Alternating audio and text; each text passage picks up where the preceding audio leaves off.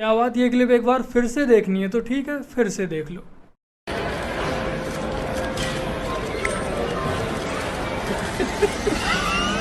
तो राम राम मेरे प्यारे भाई बहनों, की हालचाल, मजा में एक बार फिर से आप सबका स्वागत है अपने चैनल सैफरॉन पैट्रियोट में।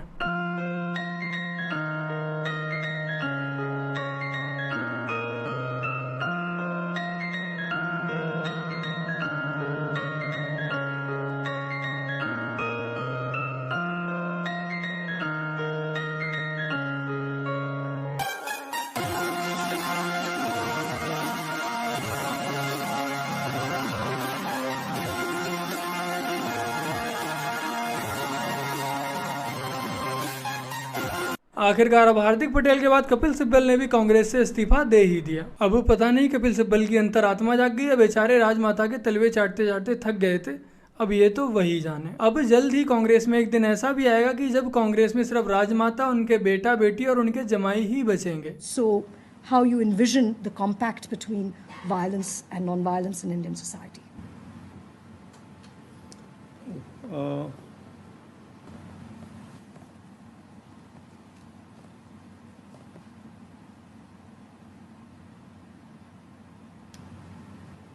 I think, the word that comes to mind is forgiveness, right? Mm-hmm. It's not precisely the most accurate. It's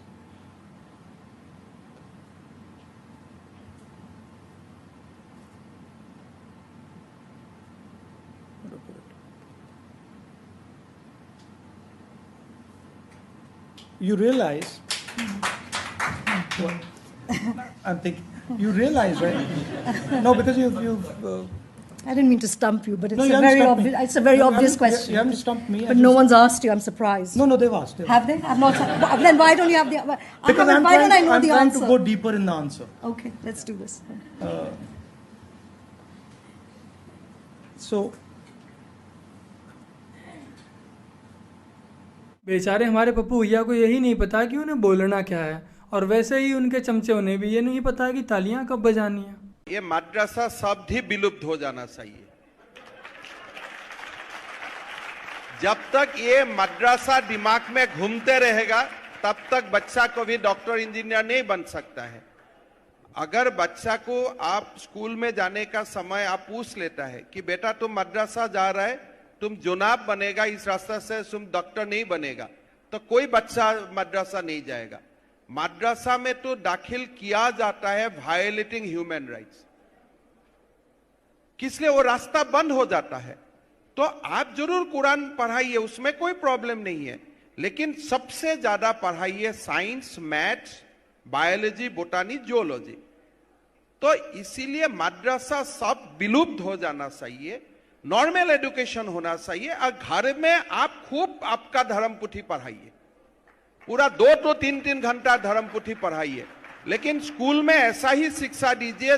Hemant विश्व शर्मा जी वो व्यक्ति हैं जो खुलकर बोलते हैं कि उन्हें मुस्लिम वोट नहीं चाहिए, क्योंकि वो भली बातें जानते हैं कि वो इनके लिए कितना भी कुछ कर लें, बट वो इन्हें वोट नहीं देने वाले। अभी तो हेमंत विश्व शर्मा जी सिर्फ बोल रहे हैं कि मदरसा शब्द ही खत्म हो जाना चाहिए, बट आप लोग थोड़ा वेट कीजिए, वो खत्म करके भी दिखा देंगे। I don't have the details of Dhokla, so I cannot answer how I would have handled it differently. I'm not an expert. I'm not an expert, and it's not my place to start giving you tactical answers to this question. That what should be done on coronavirus. There are experts who understand what should be done. I am leader of the opposition.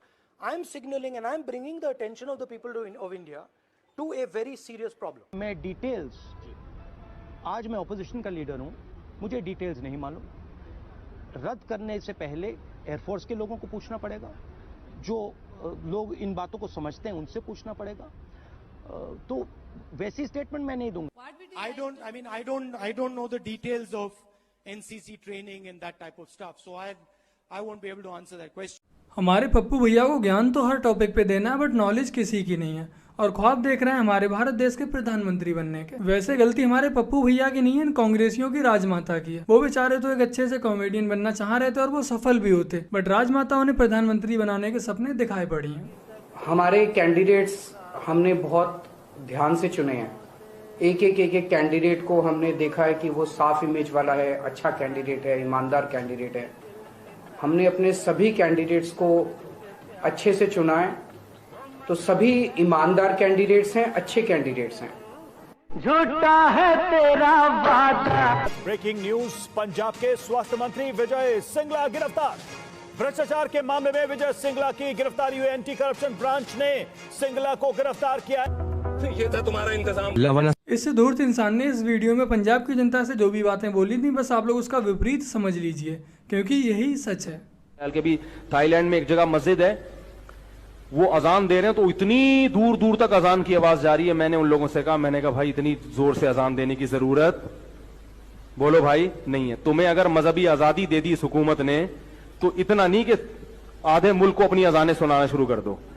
अपने मोहल्ले तक अजान की आवाज को क्या रखो। आजादी का नाजायज फायदा उठाता है मुसलमान।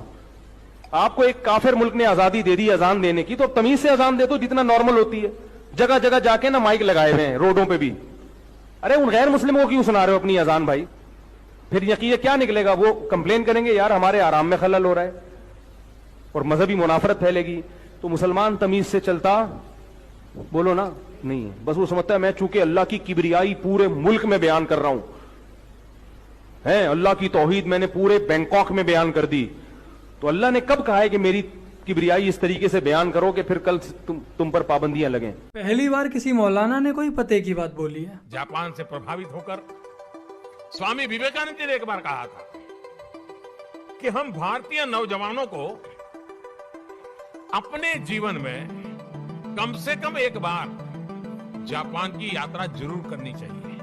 उस जमाने में स्वामी विवेकानंद जी ने जो कहा, आज के युग के अनुरूप उसी बात को, उसी सद्भावना को आगे बढ़ाते हुए मैं कहना चाहूंगा कि जापान का हर युवा अपने जीवन में कम से कम एक बार भारत की यात्रा करे। आस्था हो या एडवेंचर, जापान के लिए तो भारत एक स्वाभाविक टूरिस्ट डेस्टिनेशन है। और इसलिए भारत चलो, भारत देखो, भारत से जुड़ो, इस संकल्प से जापान के हर मेरे भारतीय से मैं आग्रह करूंगा कि वो उससे जुड़े। जय Shri Ram. Cameras are prohibited, photography's not allowed.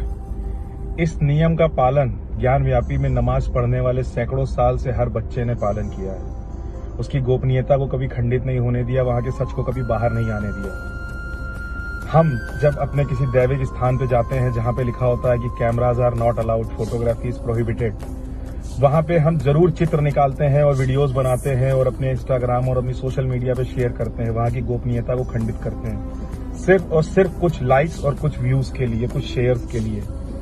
हमें भी ये चीज सीखनी होगी और इस चीज का सख्ती से पालन करना होगा कि हम अपने किसी दैव स्थल का, किसी पौराणिक स्थल की गोपनीयता को खंडित नहीं होने देंगे, व उसे बना के रखेंगे ताकि उसके खिलाफ कोई भी दुश्मन उसका प्रयोग कहीं हमारे एक वीडियो, एक चित्र से न कर ले। इस बात पे ध्यान देना होगा, हमें सीखना होगा हमें। जय श्री राम। ज्ञानवापी ढांचे में सालों से रोजाना ना जाने कितने मुस्लिम नमाज पढ़ने जाते हैं, लेकिन किसी एक ने भी बाहर आकर ये नहीं बताया कि ज्ञानवापी के अंदर शिवलिंग बनी हुई है और वहाँ दीवारों पर हिंदू चिन्ह बने हुए हैं। उनकी एकता से कुछ सीख लो मेरे प्यारे हिंदू भाइयों जो आज सेकुलर बने बैठे हैं। काशी विश्वनाथ का मंदिर सरकार के कंट्रोल में है, वहीं सटी हुई ज्ञानवापी मस्जिद सरकार के कंट्रोल में नहीं। मथुरा का जन्मभूमि मंदिर सरकार के कंट्रोल में, वहीं से सटा हुआ ईदगाह मस्जिद सरकार के कंट्रोल में नहीं। वही हाल केरल में, पद्मनाभ स्वामी मंदिर सरकार के कंट्रोल में, वहीं बगल पे थोड़ी दूर पे चर्च है, थोड़ी दूर पे मस्जिद है, वो सरकार के कंट्रोल में नहीं है। तिरुपति बालाजी का मंदिर सरकार के कंट्रोल में नहीं, और वहीं बगल में थोड़ी दूर पे मस्जिद भी है, चर्च भी है, वो सरकार के कंट्रोल में नहीं। ये संविधान थोड़ी हुआ। संविधान तो दो शब्दों से मिलकर बना है, सम धन विधान बराबर संविधान, यानी ऐसा विधान जो सब पर समान रूप से लागू हो उसको कहते हैं संविधान। और ये जो आज आपके हम सामने में बात रखा है, यही मैंने अपनी पिटीशन में लिखा हुआ है, और यही बात जिस दिन बहस होगी, यही बात तो बस मेरे प्यारे भाइयों, आज की अपनी इस वीडियो में इतना ही। वीडियो को लाइक शेयर कमेंट और अपने चैनल को सब्सक्राइब अवश्य कीजिएगा। बाकी का अगर आप लोग मुझे और मेरे काम को फाइनेंशियल सपोर्ट करना चाहते हैं तो ये रही अपनी यूपीआई आईडी और यूपीआई नंबर। इस पर आप लोग मुझे गूगल पे, फोन पे और पेटीएम के जरिए सपोर्ट कर सकते हैं। चलिए जल्द मिलते हैं एक और नई वीडियो के साथ। तब तक के लिए जय हिंद, वंदे मातरम, जय श्री राम।